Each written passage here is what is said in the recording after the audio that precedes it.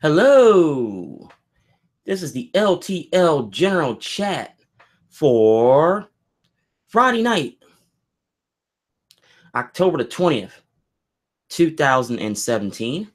My name is Lance Bell or Lance the Lush. And this thing is a little spotty already, and I already can see it. Let's see here.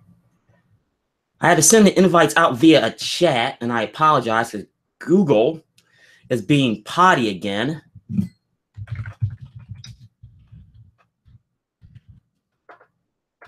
my normal welcome stuff here. And I thank you for joining. I got no sound. There we go. Now I got sound. Oh, I can tell that Google Hangouts is going to be a total mess again this week. And Lush fans, it's not just me doing that. It's just one of those ones where Google's just been a mess. Now, I ain't even gotten the beer yet.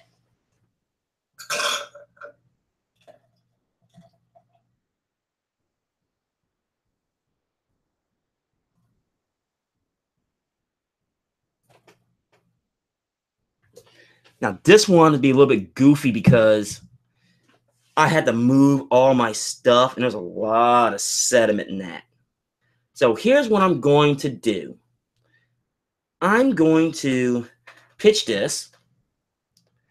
This is way too much sediment, and I'll be right back. Wow.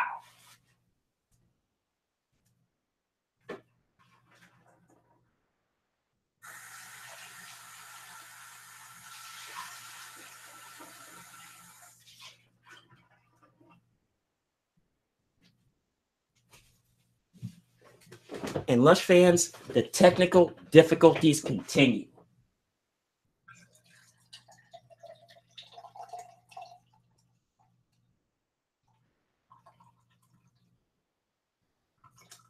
And that's a little bit better. If you're wondering what I'm having, this is supposed to be a pumpkin beer, and this beer has been a mitigated disaster from jump.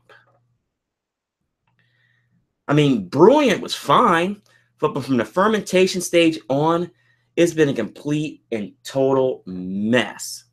And it's making me mad because I can't do a damn thing about it. It was fine during the week when I was checking it. So I checked it a couple times during the week and it was fine. Hey, at least it's carbonated. But now I'm getting a lot of yeast. And there's half a keg left. So it's one of those ones to where, what the hell can you do? But if you looked into in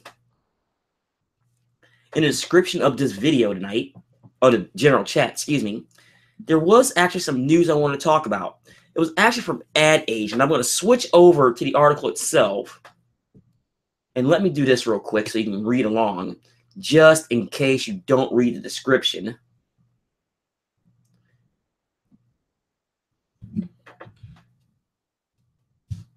And there it is, Lush fans. You can see it there. The Miller Coors has come out swinging against the anti-big beer campaign launched Monday by a craft brewers organization accuses top brewers of squashing craft brew culture, by buying up smaller brands. The campaign by the Brewers Association specifically targets Anheuser-Busch InBev, which acquired 10 craft breweries since 2011. But Miller Coors is also implicated because it has 4 craft brands acquisitions under its wing. Now, Pete Marino, president of Miller Coors Craft and Imports Division, called Tent and Blake fire back at the Brewers Association in a corporate blog post. If the number of inbound calls that we're getting is any indication, more and more independent craft brewers are open to the idea, or at least exploring the options to partner with a large brewer or financial partner. The tussles come after the craft beer segment shows signs of cooling after years of strong growth. Production volume in the first half of the year grew 5%, trailing 8% growth pace set at the same time last year, according to the Brewers Association. Miller Coors craft acquisitions include Revolver, Terrapin, St. Archer, and Hot Valley. Marino has been overseeing the brand since September 1st, when he took over 10th and Blake. He also serves as Brewers Chief Communications Officer. Now, there was a Q&A involved, and basically what he said was that he's not saying an outright collapse of the craft side, but he's saying, like I'm saying, there's going to be a contraction. Now, to an extent, I do agree from that, but not a major contraction. But like I said, I think it's going to be like more like Colorado and California if it does happen.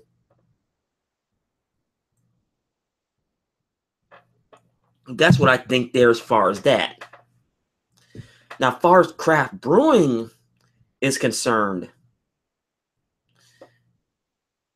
I think that the big boys, I'm talking Miller Coors, AB InBev, Constellation Brands. Okay, I can't think of the other one now. Oh, snap, I can't think of the other one now. I think they're going to play the squeeze-out game. Now that I think about it more and more. And here's the reason why I say this. I'm thinking that if you can't buy them out, sidestep them. And now, Lance, what do you mean by that? Here's what I mean. I honestly think because the three-tiered system, at least in this country, distribution and supplies has become a huge, huge problem. Because let's be real, they can't supply everyone.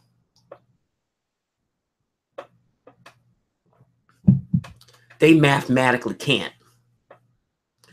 And you're probably wondering, well, Lance, enough to go around? It's like, not necessarily.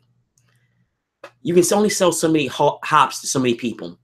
The malts, you only get so much supplies out. Distribution, because of the three-tiered system, you have to go through a distributor. And the distributors got exclusives. That creates a problem. Yes, they can do direct, but there's two problems comes with that. The first problem is going to be, excuse me. The first problem is going to be availability. Here's what I mean by that. You can sell direct, but in a regional, but a lot of these breweries are going to be regional, which means either A, you got to travel, or B, you got to trade for it. And for a lot of people, they just don't want to deal with it unless you have a destination location within, I'm saying, 250 miles or so. And that one viewer that's chimed in, thank you for joining. Excuse me. The second problem you have with that is, and I'm saying this as a reviewer, there's something you really, really want, you got to trade for it.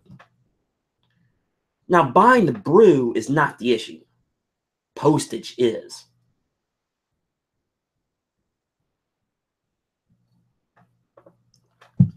That's a huge problem with a lot of people.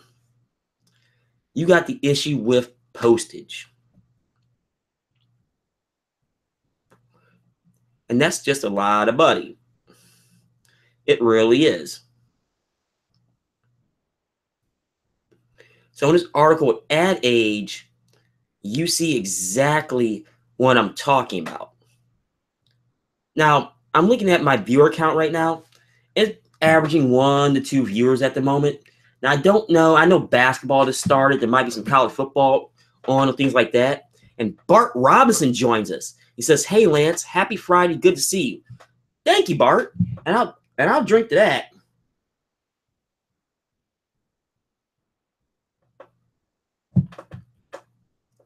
And right now, and Bart, if you see the link directly above where you just posted, I actually talked about the Adage article that came out during the week from Miller Coors.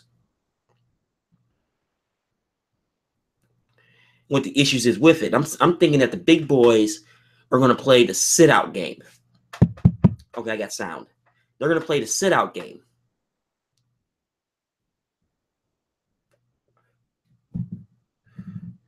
So it all really depends how you look at it.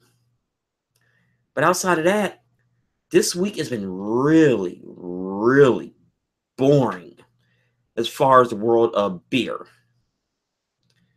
I mean, I'm trying to get anything that's going on. And I was on Joe D's show earlier today, and he really didn't have anything going on either. Okay, let me take that back. That's not totally true. I came Zach, one of the people inside his chat from Australia. He had his homebrew on there today, so we definitely had that. We had a homebrewer on over there. And let me do one more thing.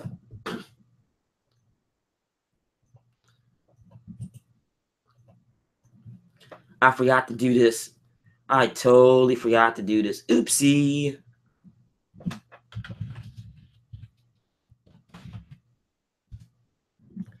I asked a question I wasn't on last week. Now I'm on. You'll probably see it eventually, but hey, what can you do? Get back to the right screen so I know somebody pops. Silly computer, so somebody pops up.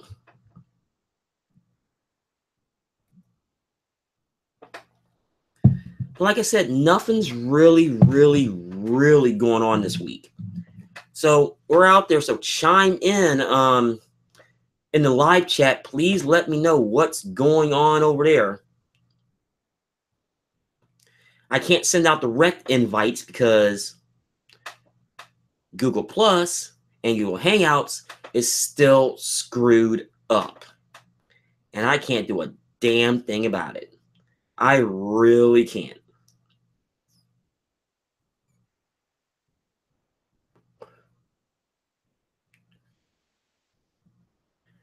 And I'm just looking. Like I was saying, it's like I know NBA just started. You got I think there's college football tonight. You got NHL going on right now. You got, I think the Astros and Yankees are playing tonight. I think. Don't quote me on that. I'm not a fan of either team, so of course I'm not going to watch. Congratulations to the Los Angeles Dodgers. They're in the World Series. In the World Series? Yeah, they're in the World Series right now. So theoretically, we could have a Dodgers-Yankees World Series, and that hasn't happened since 1981. Let that sink in.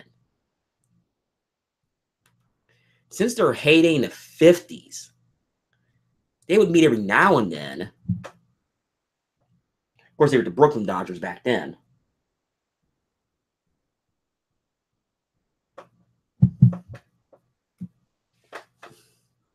But you know what I mean.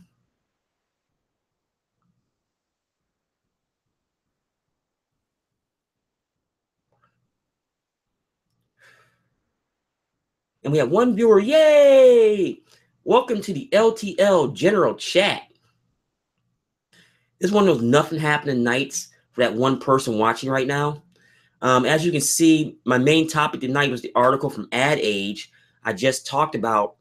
And I totally said that I think the big boys, as in the big brewers, or the big brewing company, excuse me, are going to play the sit out and wait game. They're going to try to sit on it. Now, do I think they're going to buy something? It's hard to say. Constellation has made a purchase recently. I think AB InBev is done at least for another year or so. Miller Coors, I don't know. I really don't. I wish I knew the answer.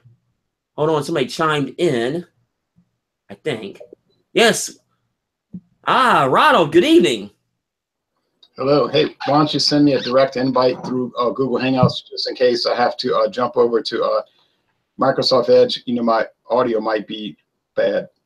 Actually, I tried to. Google was being potty again. It wouldn't let me send anybody anything. It wouldn't let me send it to myself, to my other channels.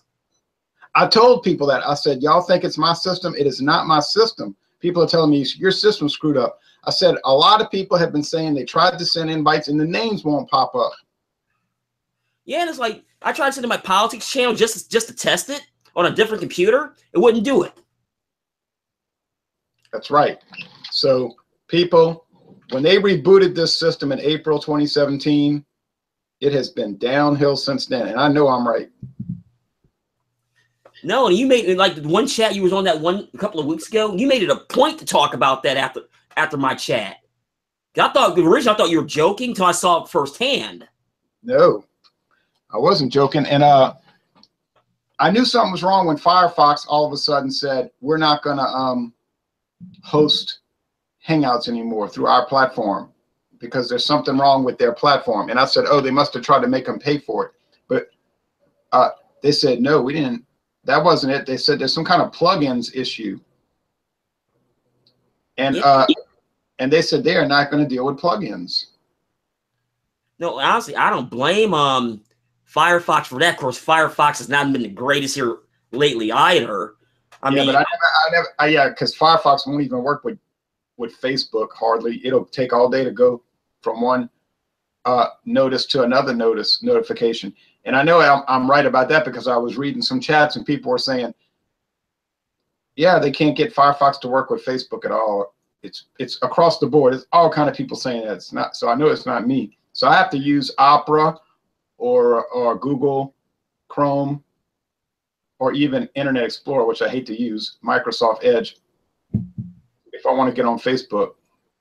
Yeah, that's the same thing with me because like I almost jumped on Opera tonight because I usually what I use normally is Firefox, but today like I uploaded a video. It went quick today, but the last review I did last week, it was a 500 megabyte video, and it took 9 hours, and there's nothing on my computer because of my work computer.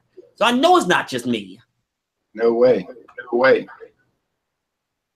If my audio gets bad, just tell me and I'll jump. Oh, that's right. You can't send me a direct invite, so I'll have to just get on and come back on, get off and come back on because it deteriorates through Google Plus, Google Chrome from my end. And I've talked to a lot of other people who say they have problems with Google Chrome too. Now, other people say, I don't have any problems with Google Chrome. I say, look, it could be how it's interacting with your internet service provider. You know what I'm saying? Like it might work fine with yours, but it ain't working with mine. Let's see, we got a message here. Go ahead. No, it says like I said, like we're talking about, it's not just you, and it's I hope they get it fixed. It's actually once I figured out how to use this thing, I actually kind of like it. What? Using Google Hangouts. Once I figured it out. Right. It's just it's a shame that it's causing all these problems across the platforms with the audio issues. Like I'll give you an example. Somebody might call me on a Facebook Hangout. Okay, their audio's fine, no problems. Now, if they talk to me through Google Chrome, Google Hangouts, it's like you can't even understand them now. Not their mic. Seems to me it wouldn't be working at any platform. No, I totally understand. You don't mind if I'm drinking a little bit of this old granddad bonded, do you? No. Yeah, like I've been watching a few of your spirit reviews. Like I haven't. The best way to describe it is like this. I know the way you do it is what I like, but you're not being snotty about it like some of the reviewers I've seen, specifically in spirits. Yeah. Because they're very technical when they do it, you know. Yeah, but I've watched a good number of video reviews, and most of the people seem pretty laid back and open-minded. You know, they're not out there. They're not out there to be a snob. There might be some. I just haven't really run across any. I mean, they talk about technical things that I don't know what they're talking about. You know, but and then some people got angry and they said you've abandoned beer because you're doing liquor and gin and stuff. I said I didn't abandon beer, as evidenced by what's on my channel every week. And I had been doing wine reviews since 2011. So it's just like I'm not in a prison, right? I'm not required to only do one thing. I'm not in prison. My channel is called My Name. My name is my channel, not Louisiana Beer Reviews. That's just a title for my beer videos. You know, why should I have to be in prison? Well, absolutely. Like, when a lot of people, When they see, like, I'll use the word beer, for example. They see beer in the name, they expect specifically beer. But I understand what you're saying, though. No, but it's also the natural evolution, too. But I'm saying my channel is not called Louisiana Beer Reviews. No, I understand that part. So, but people think my channel's called that. My channel is really just my name. And I never did. Well, I guess I should. I'm kind of wrong, though, because if you look at my channel description, it says honest beer reviews since 2010. I need to change that to honest reviews. Let's just say honest reviews, because I even have talked about corned beef in a can, yeah, and Vienna sausage, and my little egg and sausage and onion and cheese breakfasts, you know. Yeah. And I have done some politics, which didn't make me get, well, it made some enemies and made some friends, you know. Hey, I'll be honest with you. Even my main politics channel, even I cut back, especially what's been going on in the world in general and with Google and YouTube. And it's like, yeah, right. With it. Oh, they're going down, they're cracking. Everybody was in an uproar. Now they started doing that. Not suitable for most advertisers. Yeah, and it's like I'm thinking to myself, cause I don't know if you watched my general chat from last week. I actually specifically talked about that. And Eric A. Ryan's fan, and it was actually more Medina than his. It's like I uploaded that last review I did, if I remember correctly. They hit me with that, and I was not happy. It was like, why? I didn't say anything bad. It's a system. Well, I know they're using a robot. Oh, they are, and it's like, so I went to appeal. And I'm looking at it, it's like, oh, you must have 10,000 views before you can do a manual review. I was like, really?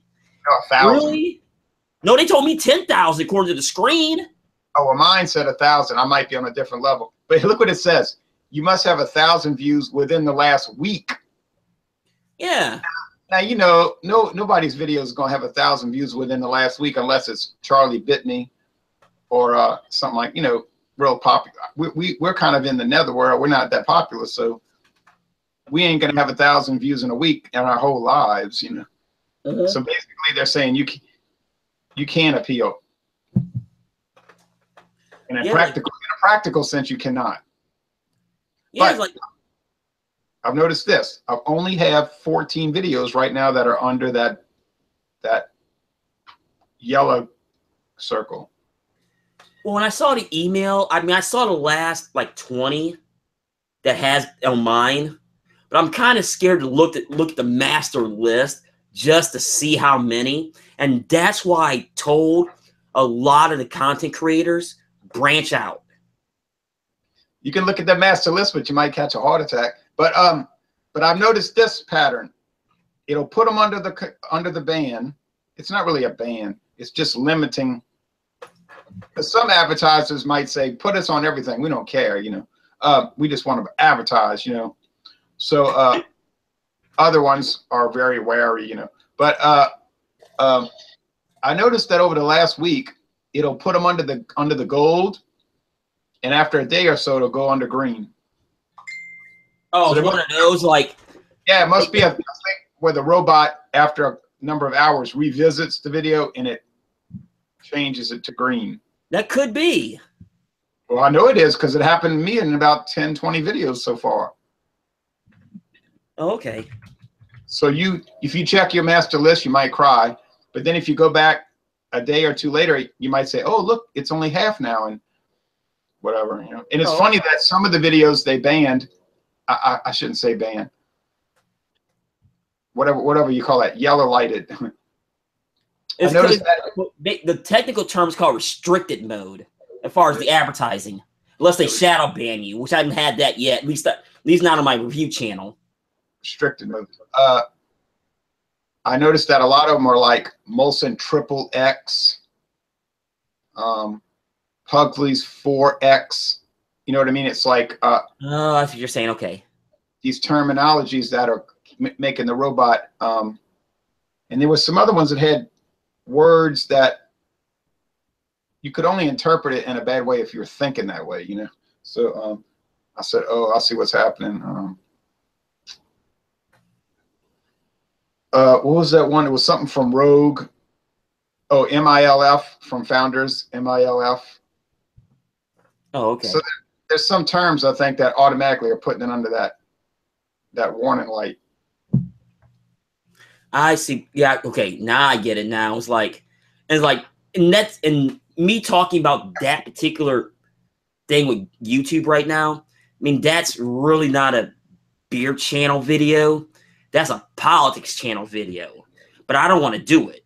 Be honest with you.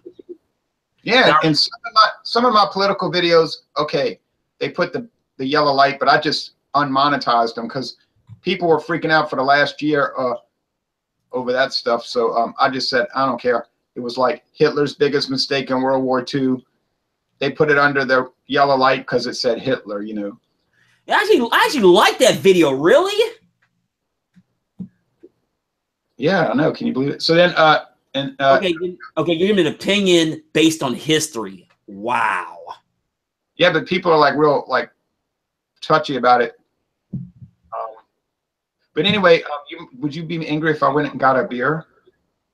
No. You saw me turn around, grab one out of my keg, so no problem. Ladies and gentlemen, that is Ronald Dario of Louisiana Beer Reviews joining us tonight. It might be one of those strange Friday nights. Like, people might be popping in and out all the time, but a lot of people might stay. Yes, it's like that Eagle song. Which one? One of these nights. Oh, okay. One of these crazy, crazy old nights. Okay. But I'm not going to be on long because there's too many sporting events that I want to go watch. Yeah, I actually brought that up at the beginning of the show. Oh, boy. I got some nice beers today. Oh, what you got there? Now, which one are you drinking right now? I need to catch the can. This wonderful craft beer. It's the beast. But you know what I bought? I bought the Guinness Original. And I bought the Guinness Antwerpen Stout. And a few days ago, I bought the Guinness 200th Anniversary Ale. And I was so hurt because I was the first person to do the video in the world. And then somebody beat me to it by one day, who just started doing videos like a week ago. I said, oh, man, you got played because you could have posted that 2 days before. Oh, man. No, something like, here's what I do. If I know that has never been done before, I'll do that one first and do all the editing, upload it immediately. Yeah, I at screwed. I did it to myself. But like I said in the video, I said, this is the first video review for this beer in the world as of the time of the recording. At least you cover yourself on that one. That's good. That was an awesome beer. And but it really wasn't that different from Guinness Extra Stout. And then I'm looking forward to the Antwerpen and the original. And I almost bought another one of those foreign extra stouts because you can't go wrong with them things. Oh, okay. No, honestly, I actually looked at the 200th anniversary this morning. I didn't buy it, though. It was a six-pack. Yeah, you said it's not that much different, so I might do it down the road. Well, what happened to me was I didn't want to buy all the variety packs and the multi-packs. So I talked to a store manager. I said, do you think you're going to sell that beer in a single? He said, no, I don't think so. I said, oh, well, I was going to buy a single, but don't worry about it. Then later on, he says, yeah, I guess I'll sell it in a single. and then when the variety pack came in, I said, you think you'll sell those in a single? No, I don't have any room on the shelf. I said, oh, okay. And then an hour later, he said, yeah, you know what? I think I'll sell them in singles. So he sold them for $1.69 a bottle. That's not that bad of a deal when you think about it in a single. Yeah, it's almost the same price in the multi-pack. So heck, I bought 3 of them: the 200th, the Antwerpen, and the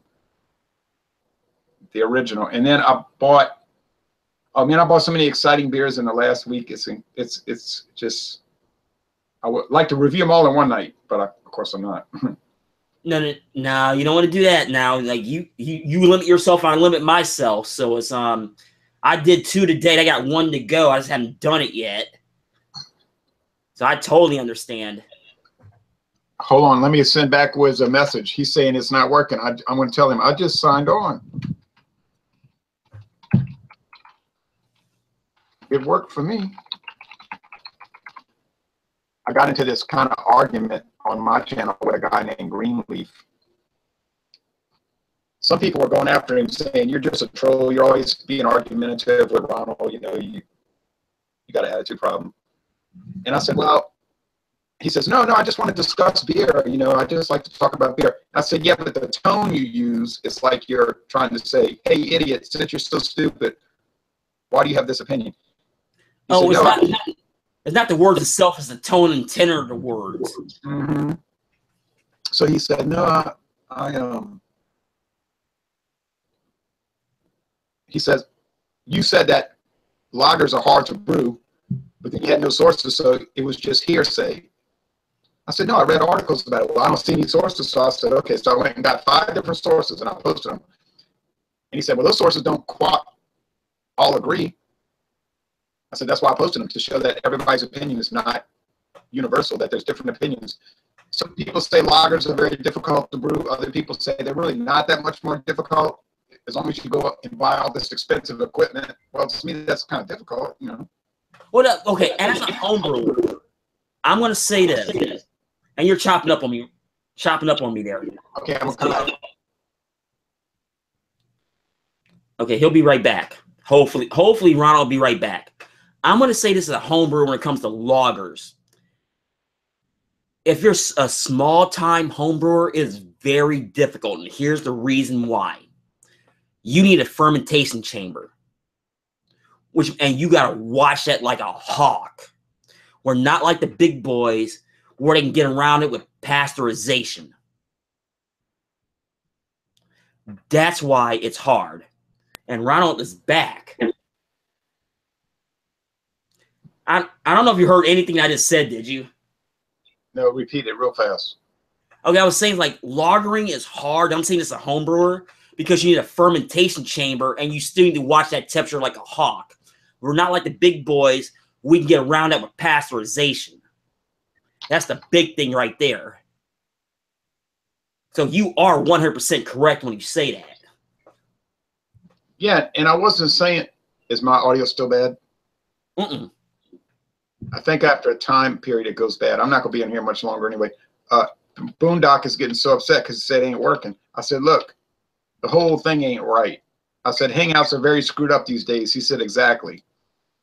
I mean, it's like a you-know-what situation. And then it's frustrating because you try to send somebody a direct invite and the name won't pop up. Yeah. And that's just so annoying. Is it? What was I going to say?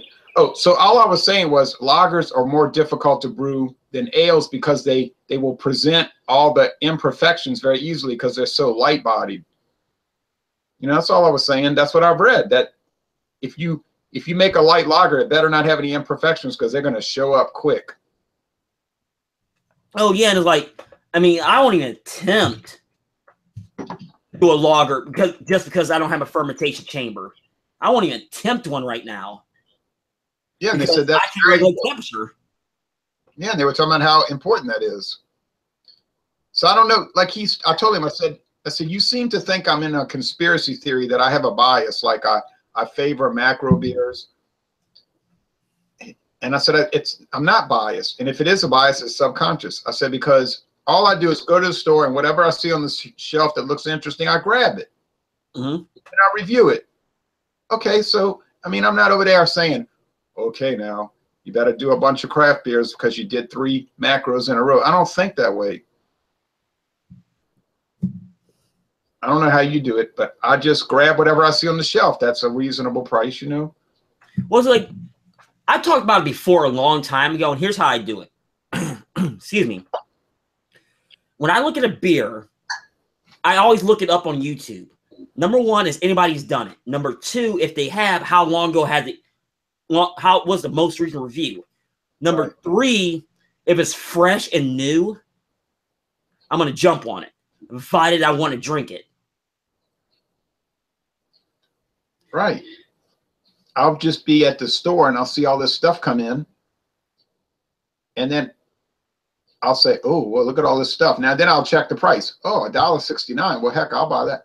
Now, some of these little 11.2 ounce bottles, they want $9 for a 11.2 ounce bottle. I said, I don't care how good it is. I don't care if it gets 100 on Beer Advocate. If I'm not paying $9 for no one bottle of beer, I'll just imagine how good it is. No, I'm with you. There's when I was in like the store I'm starting to go to now that carries a big selection of craft beer. There was a 4-pack of craft beer that was sitting on the shelf for a while, but it's $25 and it's a 4-pack. I'm not paying that for that. I don't care how good it is. I'm tired of doing that now. People will say you just had bad taste in beer. Well, good. Okay, good. Okay, good. Had bad taste in beer. No, it's not even bad taste. It's just common sense. I mean, this better be a knock your socks off world-class, second to none beer for me to pick it up for that price. Okay. I paid $14 a bottle for a 6-pack. Can you hear me? Mm-hmm. I paid $14 a bottle for a 6-pack of West Flatiron 12. In other words, $85 for the 6-pack. That was a once-in-a-lifetime thing because I knew I would never get West Flatiron 12 again in my life. So I bought it. It was the best beer I ever had. People ask me that all the time, what's the best beer you ever had? I say West Flatiron 12. But I'm not going to do that all the time. No, and I don't blame you. It's just a price standpoint. I'm drinking this Milwaukee's Best Ice right now. It's enjoyable. Okay, I'm not sitting there saying this is so good. It's as good as Sierra Nevada Southern Hemisphere IPA. No, I'm not stupid. I'm not going to say that. But it's enjoyable. No, I totally understand. It's like something like that. Like during the week when I'm working, stuff like that for me is basically a daily driver. I have one beer when I get home and that's it, you know? Right. And a lot of people are like that. It's not like I've done a review on Milwaukee's Best, but it's like I'm not going out of my way to drink it. Right. I might watch Cannonball Run. I might watch Cannonball Run. I'm not gonna watch Cannonball Run and say, "Oh man, this movie is as good as The Godfather." I mean, I'm not stupid. I understand what Cannonball Run is. It's obviously not meant to be taken seriously, and it's not high quality, but it's enjoyable, you know. Yeah, don't say that. I actually watched Cannonball Run a couple weeks ago. It's all about that black Lamborghini, but I understand what you're saying.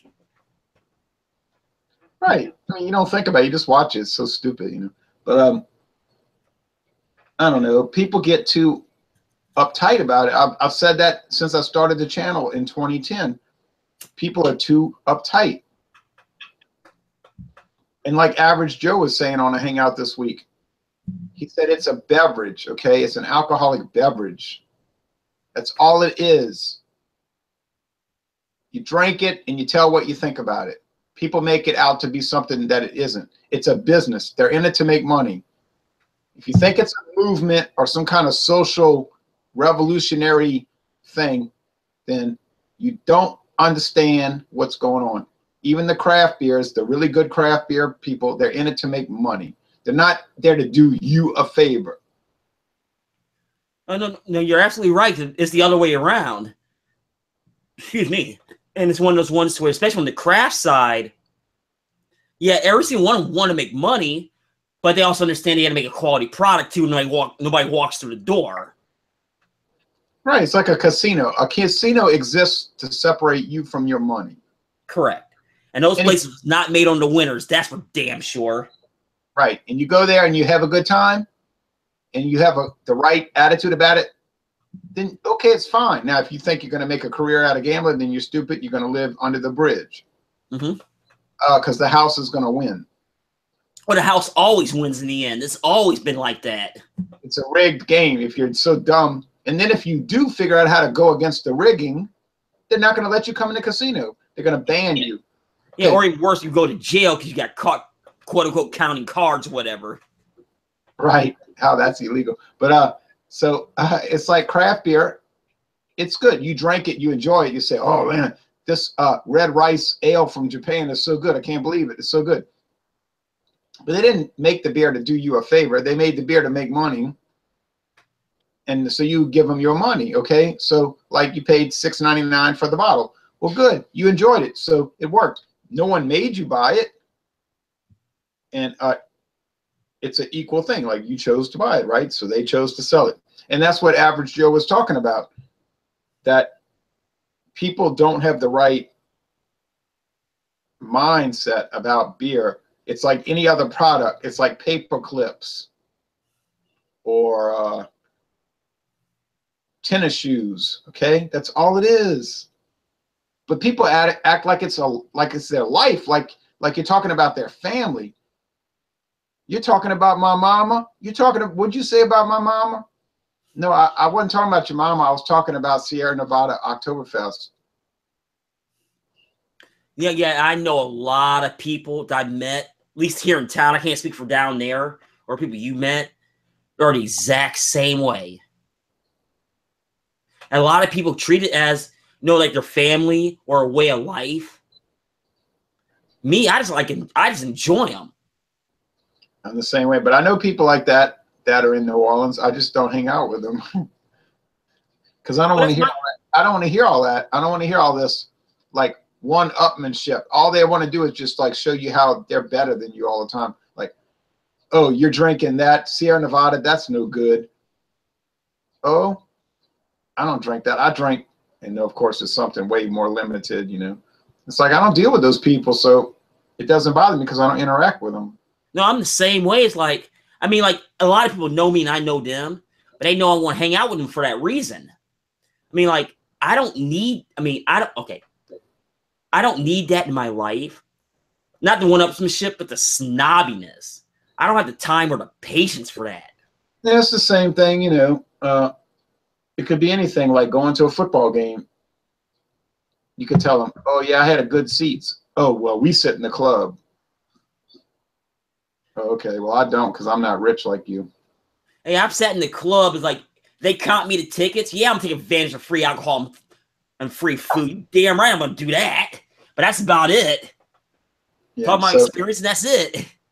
Yeah, so it's the same type thing. You get people they want to score like social prestige points or something. Mm-hmm.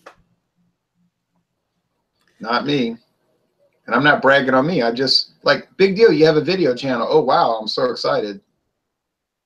Oh, yeah. But well, us beer tubers. And I said this last week, and I hate to say this.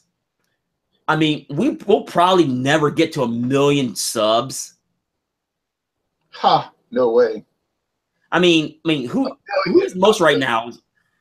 It's like, I think let's say Greg has 25,000. That's the largest number right now. That's nice. That's really nice. Yeah, it's like, we'll probably plateau maybe 250K at the most. And I can live with that, Hey, look how many people the Beatles had at the airport when they arrived in New York City in 1964. But then, of course, then you find out they paid for those girls to be there. Yeah. Hey, wow. Look at all the girls that were there for the Beatles. Well, yeah, they paid them to be there. Well, isn't that something? Well, yeah, but keep in mind back then, it's like a lot of people know you can do that. And it's like, it was just people didn't know at the time. Yeah, but that's what happened. And I could have a lot of subs too if I paid for a crowd, but I'm not paying to pull a crowd. Oh, the same thing here is like what I got now is organic, pure organic. Yeah, I got 125 subs. Whoop-de-doo, I know. I can't believe it. I'm gonna run outside and scream about it. Yeah. But I'm not selling tens of thousands of subs. I don't care what other people do with their channel. Okay, I'm not jealous, and I never had hangups on it, whatever you say. But I'm not gonna sell t-shirts. I would be embarrassed if somebody walked around with a Louisiana Beer Reviews t-shirt. I would have to go hide somewhere. I have a Louisiana Beer Reviews t-shirt, but my daughter made it for me. You know what I mean? Those places where you pay the t-shirt shop and they make it. Oh, okay. And then people say, I want to buy one of those. I said, well, there was only one made. When people ask me about doing stuff like that, like I thought about doing glassware, and I decided not to for now. Now, as far as shirts, because the way I'm changing the channel around, since this is LTL Brewing, I'm actually might make those shirts just for people might say, "Oh, what's that?" You know. And I would not look down on you if you did it. If you want to have Lance DeLush shirts, coasters, finger puppets and prizes, anything, I won't care. I won't get like, I won't say, "Oh, Lance sold out, I'm turning on him." That wouldn't bother me. Okay, I'm saying I'm not doing it. I do the videos for fun, and I mean, yeah, I get paid, you know, but anyway, but you know what I mean. Like, I know what you meant. I just do it. I mean, I just do it just to do it. You know what I mean? Yeah, that's something to where like I'm getting close to doing that. I just haven't really pulled the trigger on it. So maybe it's just me. Oh, speaking of which, how's your daughter's knee? Well, it's better. She went to New York City, and she's getting around. She's driving, so it must be better. She had that vacuum pack on her knee so long that it healed up, and then the doctor decided not to put the stitches because it was already healed. I mean, it wasn't really like it should have been, but. And then there was a bunch of insurance bull that we had to deal with, like the insurance company saying, "Well, we're not paying for anything." It's like, what are you talking about? Well, it wasn't an emergency. We only paid for doctor procedures in Louisiana, but she was in Alabama. Oh. So they paid for some of the hospital, and they paid for her surgery. Well, not all of it. But then they said, "Well, we're not paying for the follow-up visits." I said, "But that's part of the emergency. It's not like she can drive home." And they were saying, "Oh, well, too bad." Oh, that's that out-of-state coverage. That sounds like. That's right. And so it was like, well, you can pay for all of it out of state, like all of it out of pocket. You pay the $3,000. Like, oh yeah, I got that. You know, my daughter has that laying around the house since she's a student. Oh, that sucks.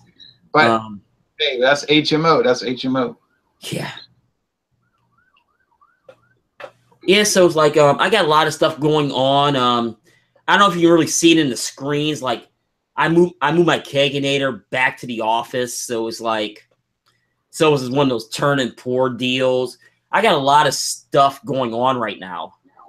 Yeah, I've been kind of following that on Facebook. Like you'll post stuff, and I don't like comment too much, but I'll watch it and I'll say, "Oh, okay, he's got such and such going on," you know. So I'm not disinterested, but I don't comment just to be making a comment. You know what I mean?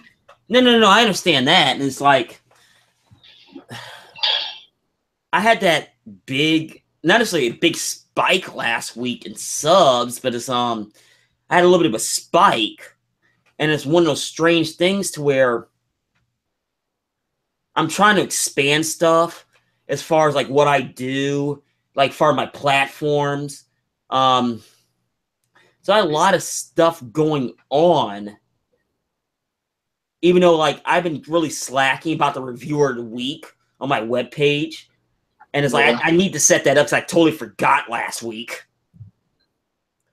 I told somebody to remind me, nobody did. You know, I have those spikes too sometimes, and then I'll have spikes in reverse where I'll lose 20 subs all of a sudden. And I've looked at that over the years, and Google says that YouTube says what happens is a lot of times they have a lot of people that have accounts that are like dormant. Correct. Or they'll have one of those situations to where, you know, they're duplicate accounts or they're spam accounts, something like that. Yeah, I read about that. Yeah, and what they do is every now and then they'll go through their files and they'll just delete like thousands of accounts. Mm-hmm.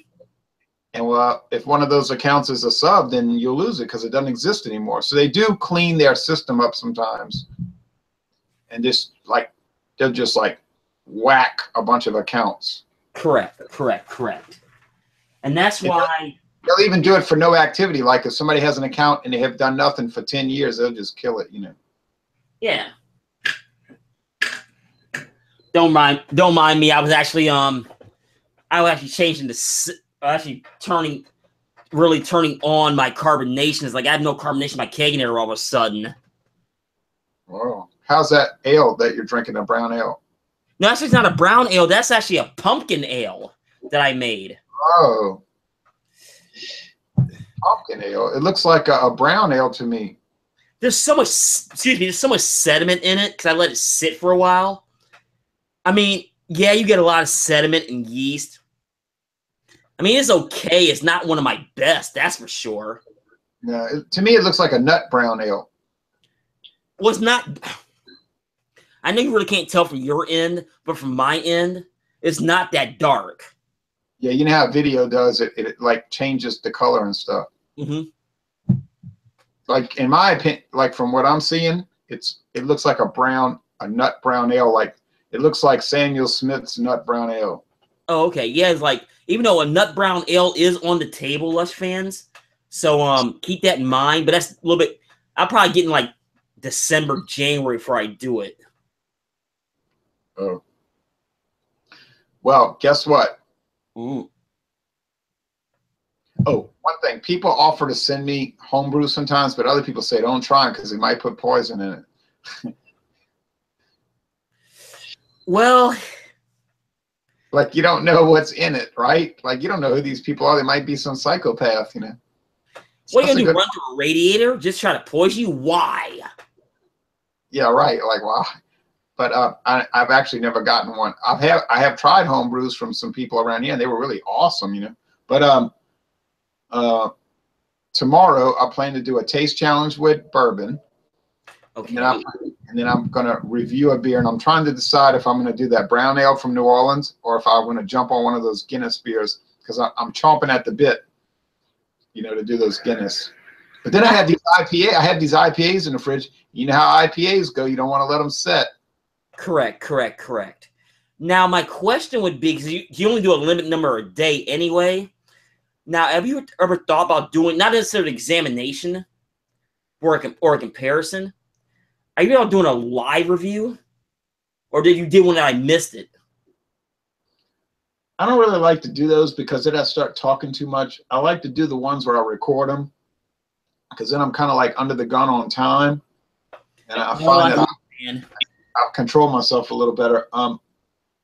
With the Hangouts, I get lazy and I'll just start blabbing, you know, and talking. And then people say, I don't want to watch that damn thing. It's too long, you know. But I'll do a live Hangout tomorrow morning for the Dawn Busters series. I don't know if you're familiar with Dawn Busters. Now, the Dawn Buster, like, normally when I get up, especially if it's a Saturday morning one, I'll watch, like, Motor Week is on 7:30 in the morning, right? And, like, what I'll do is, like, if I know if you're on, it'll show up on my phone. I'll try to watch the tail end of it, if that's the same one. Yeah, I used to watch Motor Week. A lot in the early 80s. Because I remember in 1982 they had the introduction of or it might have been 81, the Mustang GT. They said the boss is back, and they were talking about how Ford was getting back into the horsepower race. But I remember watching that on Motor Week, the Mustang GT, and they were just like floored by it. They were saying, "Oh, this is awesome!" You know, after 10 years of no power, it's back, you know, and they were like going crazy over it. And then that got me interested in it. But no, I'm going to do a Dawn Busters Taste Challenge with Evan Williams Bourbon versus Jim Beam. Oh, okay. And then around 8 in the morning, I'll do a beer review. Okay, now 8 in the morning, like talking about local time there, right? Yeah, 9 o'clock your time. Okay. And then that tomorrow night, South Florida's at Tulane. Okay, now South Florida is ranked right now, right? Yeah, we're gonna get killed. Yeah, well, Tulane is Tulane, but hey, what can you do? Hey, we were 3-2, and if we'd have gone to Florida International and won last week, we'd have been 4-2. But Tulane is like a self-fulfilling prophecy. Like they cannot do anything without blowing it. So here's my ticket right here. Let's see, South Florida. Tomorrow's the 21st, right? Yeah. So here we go. South Florida Tulane. I don't know if you can see that. Yeah, I can. There's the season ticket, and so we'll go check that out. I have a question for you, as far as going to Tulane games, as far as going to see the Green Wave. Now you're breaking up on me again, but I do have a question. All right, I'm gonna reboot. Okay, I'll hold off for a minute. Yes, Ronald Dario. It's just technical difficulties. It's not him. It's a Google issue right now. There's nothing he can do about it. There's nothing I can do about it from my end. And so, Lush fans, I completely and totally apologize. Now, Bart Robinson joins in and says, yeah, Jay, and the weird thing is that fresh data for December and January, like we both said several weeks ago, and made a run concurrently and no idea. In all honesty, I have no idea either. I wish I knew the answer, and I really don't. So, Bart, I apologize for getting that comment so late.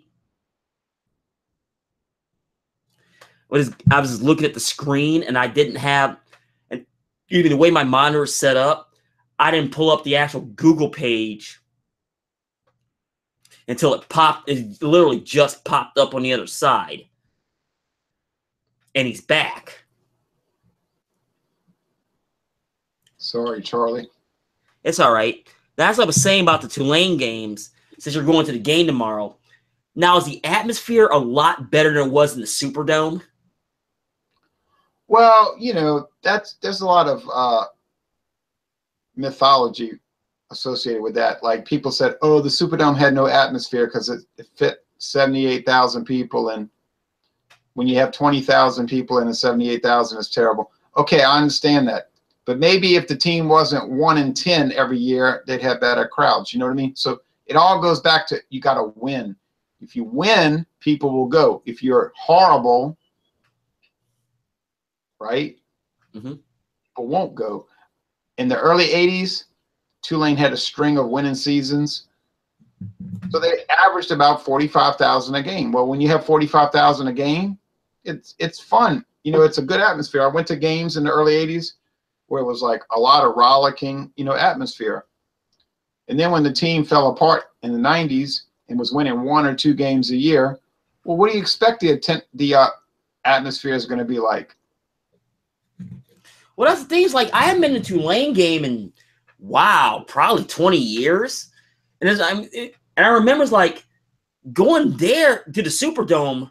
It's like it was just so sterile because there was so little people there. But during the 90s, they had that one undefeated season, and it was electric, even with 40,000 people there. Okay, now that's a good point. 1998, they start winning. Everybody says, well, when are they going to ruin, you know, when are they going to blow it, right? So you got people that they still didn't go because they said, oh, I'm not going to see them play Louisville. They're going to get killed by Louisville, you know. They're 4-0. They're going to get beat 48-7, and the dream's over, and it's going to be the same old bull crap, you know, so they don't go. I went. Of course, I go to every game. So I'm there, you know, and I'm like about to have a heart attack, but they beat Louisville 21-20. Louisville was at the goal line. 4th down, 1 second left, throw the ball, batted down, Tulane wins. I'm like, oh, this is for real now. Now they're 5-0. I can't believe it, you know. So then they beat Memphis. They beaten everybody, you know, back at you remember back in the old Conference USA days, you know. Oh yeah, it was Conference USA version 1.0. That was some exciting football. It really was. That was the original Conference USA. Houston, Memphis, Tulane, Louisville, Cincinnati, Southern Miss. Remember that? Okay.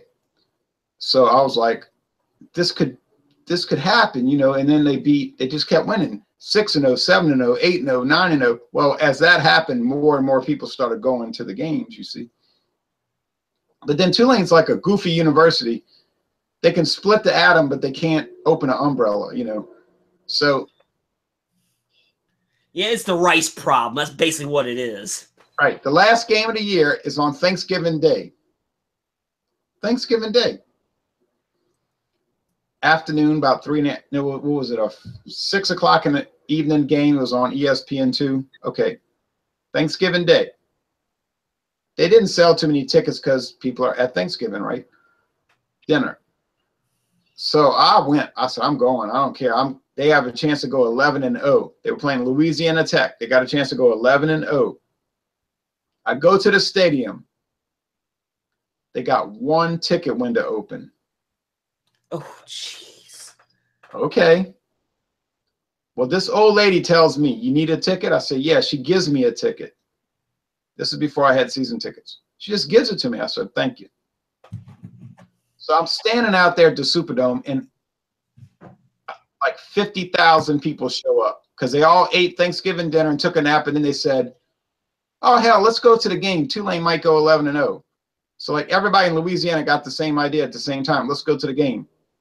So you got 50,000 people trying to buy tickets at one window. I got photo evidence. I took a photo. I can prove it. Now look, think about what that looked like. Yeah, that's got to be a mess. So then what happened is a lot of people just left and went home. And they ended up having 38,000. But if they'd have had their act together, they'd had 58,000. But anyway, they beat Louisiana Tech bad. They went to the Liberty Bowl and they beat BYU. And I went to that game, me and a friend of mine, a woman friend, by the way. But we went, for those out there in video land who have ideas about me that are incorrect. But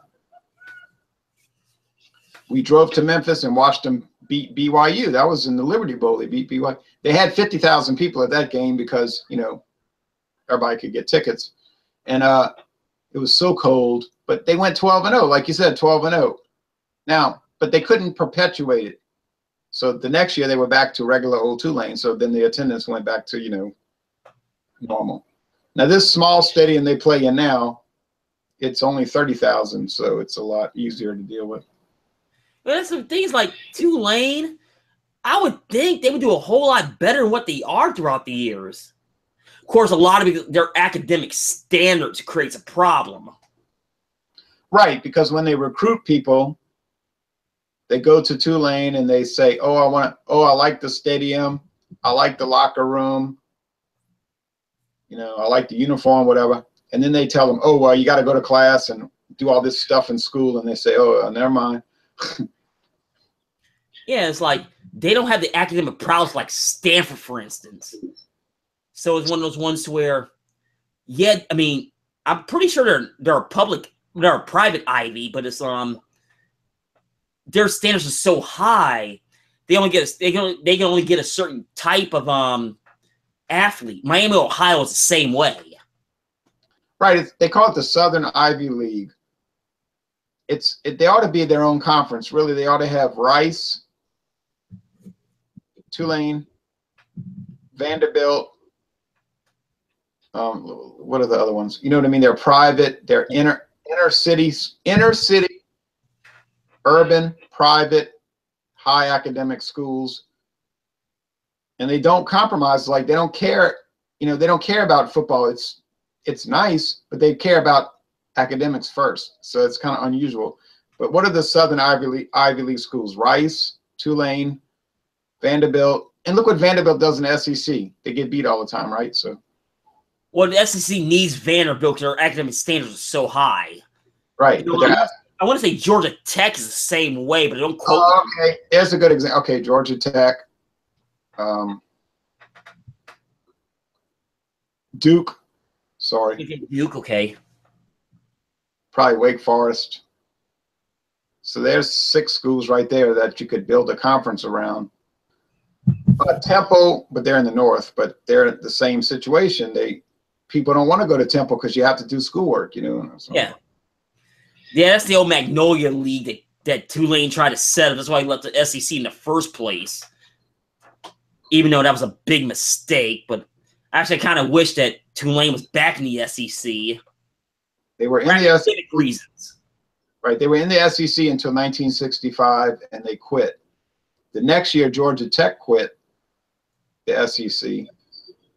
But, you know, in the 1960s, they didn't have any television contracts, so you didn't really make any money being in a conference. They didn't know that. It didn't matter back then. Right. Now, since 1983, well, it's a whole different. that TV money. Well, they're in the American Athletic Conference, and that brings in a pretty good amount of money. They're like the premier second tier conference. So yeah, but their basketball sucks so bad, and it will always suck. Except for UConn.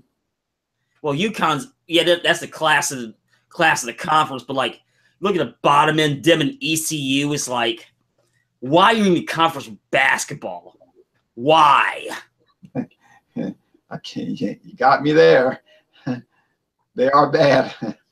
And they'll always be bad, and I understand that. So you can't do it. They might have one blipper once every 15, 20 years. I can live with that, you know.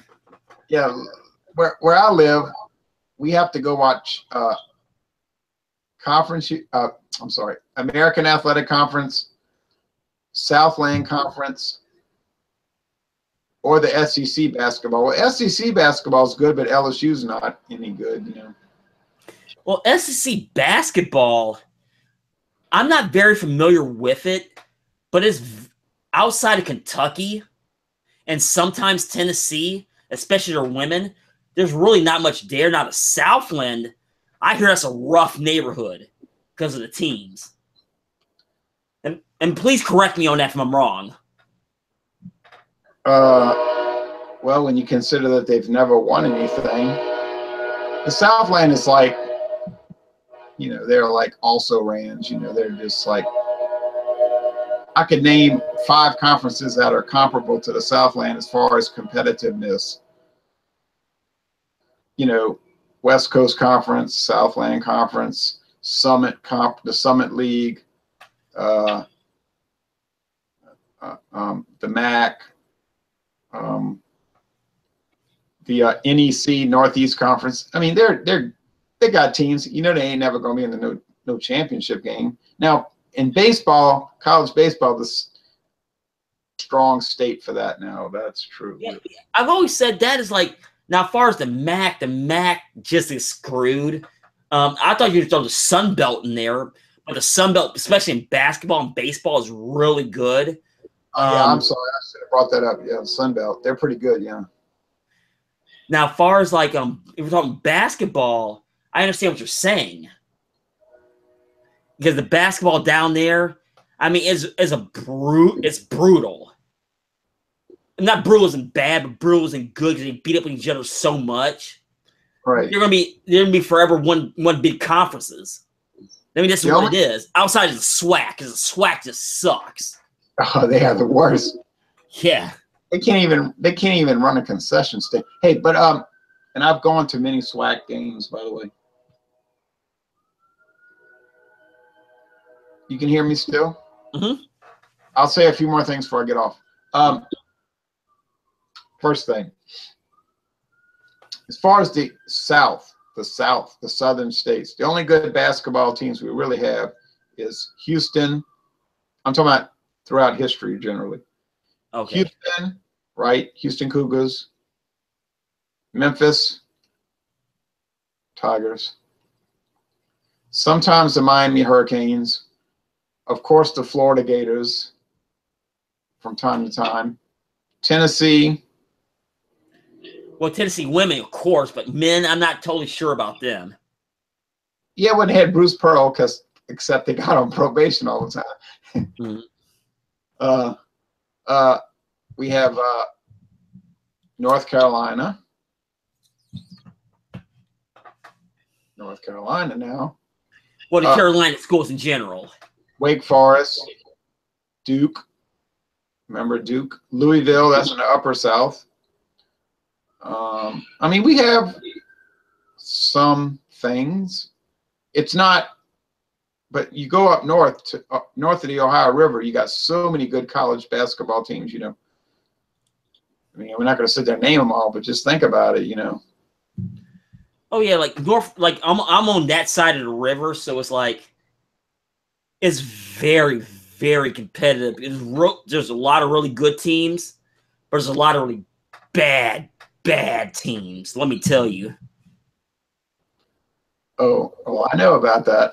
I follow it pretty closely. Like for every Syracuse, there's a Long Island University. Yeah. or a Wagner. But for every Kentucky down here, there's a Southeastern Louisiana or a Alabama State. Yeah. But out west they have some pretty good college basketball teams in the western states. So you got to admit that. I've always said that. It's like out west, like because they're so spread out, you can actually do that. Like New Mexico schools, like California schools are spotty. You have Gonzaga, obviously. Like sometimes I'll watch Portland State because they play really good ball, even though they're not good from on a year-to-year basis. So there's some schools out there that are good. Loyola Marymount. Oh yeah, but their run was back in the late '80s, early '90s. Though, where they're scoring all those points. UCLA, Southern Cal, Stanford.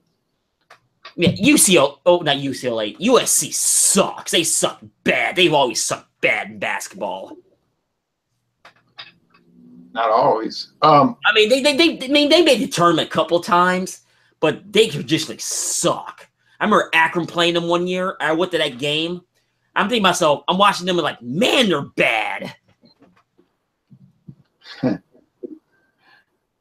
It's funny though. We do play some MAC schools in basketball and baseball every year. Well, down there, like as far as baseball, we don't have a choice because of weather reasons. Now, basketball, we're just trying to fill a schedule. Right. I'll tell you this real fast. I'm looking at Southeastern. I don't know if you knew it. You may never have heard of Southeastern Louisiana, but it's Division I, by the way, folks. But I graduated from there and have a master's degree, a bachelor's and a master's. But we have a really interesting baseball schedule coming up here starting in February.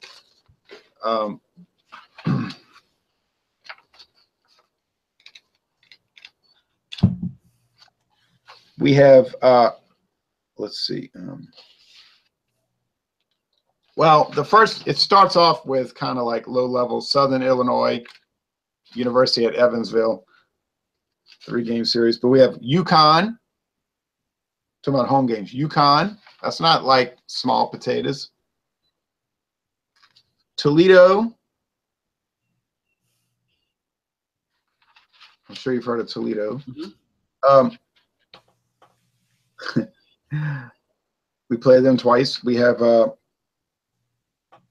let's see, then we have the conference schedule, of course. We have LSU at home, Tulane at home, South Alabama, Southern Mississippi, and the University of Houston Cougars.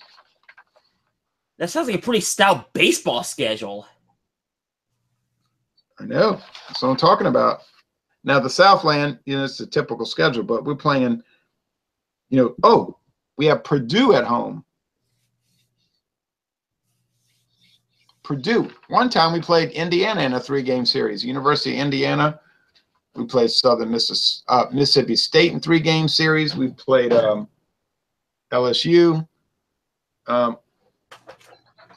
Notre Dame. So I mean, we like, because of the weather issue, we attract a lot of top flight teams in February and March. Yeah, because like a lot of for them, it's like they have no choice. They got to fill a schedule due to weather. Why take the chance? Northwestern Wildcats, we played them 3 games once. Oh, okay. So those are pretty exciting. It's only 39 miles from my driveway. I can go up there and watch Southeastern Louisiana play Northwestern, Indiana, LSU, University of Connecticut, University of Houston. I mean, hey, that's pretty good the way I see it. If you like sports. Now, some people would rather put a gun to their head than watch sports, but no, I understand that. But I can't get past. Well, what, the games are on now, so I better get going. But it was a fun hangout. Oh, not a problem. Thanks for joining. I think anybody would join tonight. Sorry about my audio problems. No, it's not. I mean, I understand why. It's like it's a Google /alphabet deal. It's like they still haven't figured it out yet. No. Well, if you ever make it back to New Orleans, let me know. We'll get together in southeastern Louisiana. I will. Go on a swamp tour. Oh, yeah. All right, take care. You too. Yes, ladies and gentlemen, that was Ronald Therio, excuse me. He was joining me. Now, I'm going to take an official break, and I'll be right back. And you guys in the chat, keep chatting.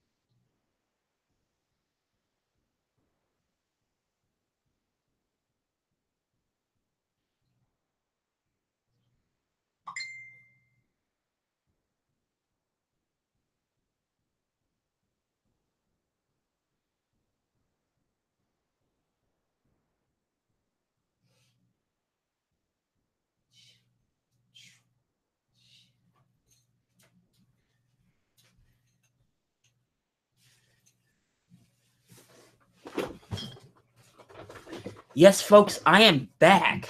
Now, I'm going to check something real quick here. Make sure that...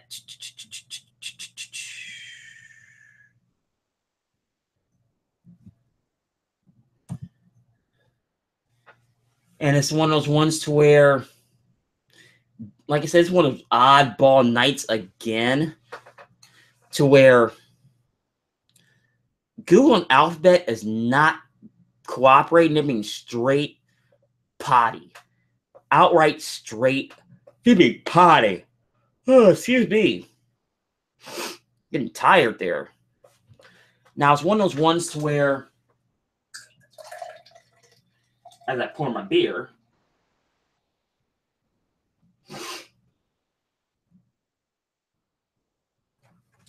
I got to figure out why this thing is insecure. Why am I not getting, you know, the froth I need to be getting?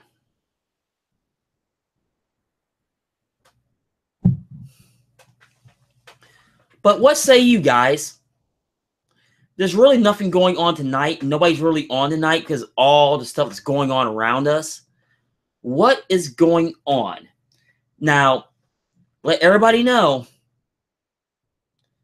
if this falls flat, I'm going to be on probably till 8:30 because I have to work in the morning. But some people chime in. I will be around. So this is more of the Q&A session of the LTL General Chat. So it's like, what can you do? Is that time of year? Is the year again, excuse me, it's the fall. A lot of people are doing stuff. What can you do? And the two viewers that's still around, I thank you. Please chime in and let me know who you are.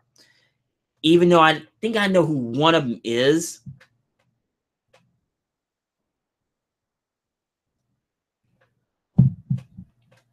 I just gotta be attentive on who's on doing what. But like I said, like you scroll all the way back up to the beginning of the chat, I did the news and what's going on. Actually, I really need to repost that. And this is what I started with the top of the show.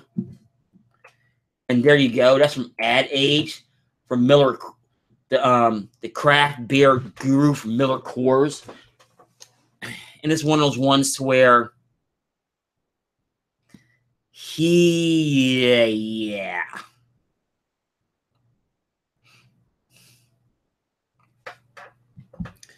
So we're having stuff going on.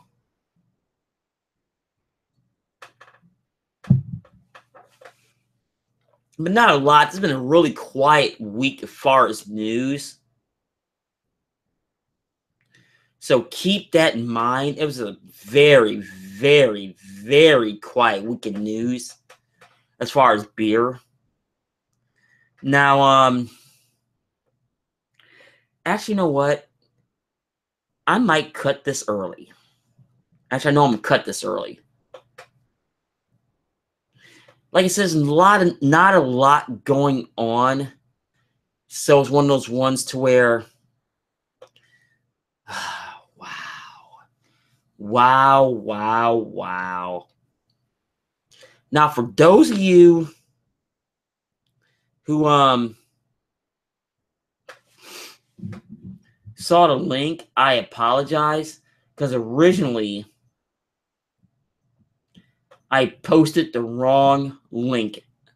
I should have never did that.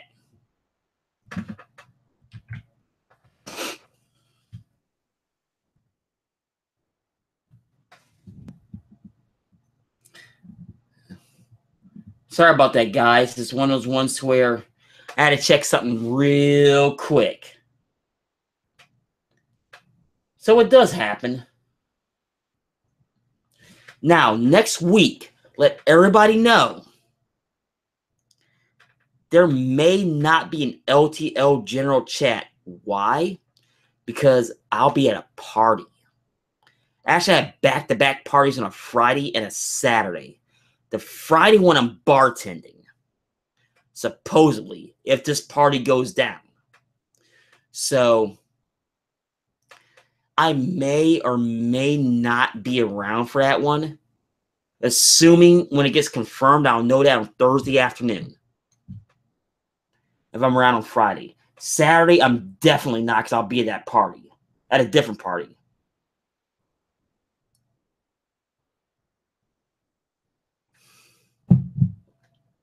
So keep that in mind.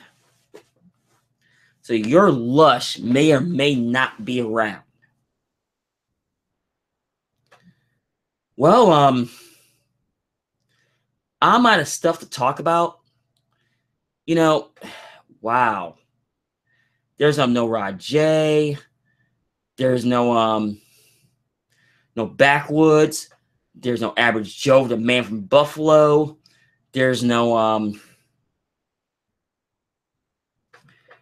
let's see here.